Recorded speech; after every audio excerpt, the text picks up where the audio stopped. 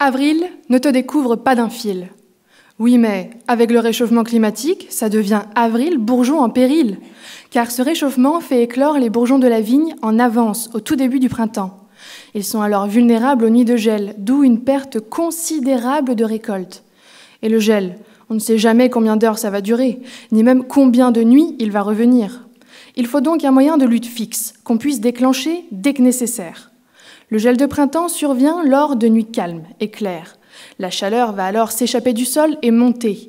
Il fera donc froid en bas et un peu plus chaud en haut. C'est la stratification thermique. Dans le monde entier, les vignerons utilisent des tours antigel qui fonctionnent grâce à la stratification thermique. C'est comme un énorme ventilateur en rotation sur un mât de 10 mètres. Elle permet de brasser l'air chaud en altitude avec l'air froid en bas et de le rediriger directement sur les plants pour les empêcher de geler.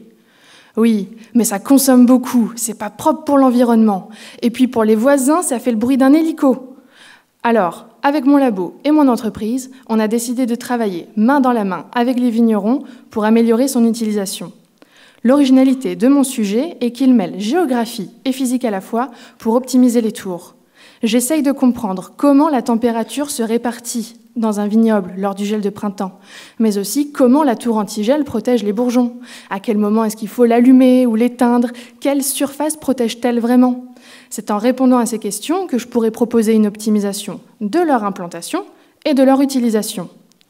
Grâce à des thermomètres disséminés dans tout le vignoble de Quincy et quelques formules statistiques, j'ai pu estimer comment la température se répartit suivant la météo et la forme du terrain et cartographier les zones à risque.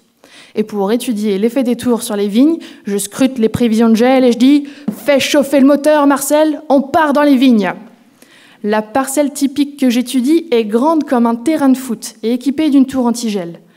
Je répartis alors une quarantaine de capteurs de température, une vingtaine de capteurs de vent, sur un mât de 10 mètres, un télescopique, et tout autour de la tour.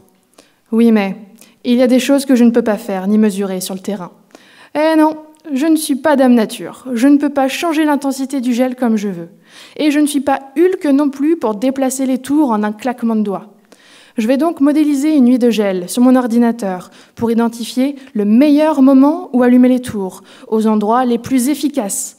Pour que mon modèle soit le plus réaliste possible, je vais le configurer avec les mesures prises sur le terrain.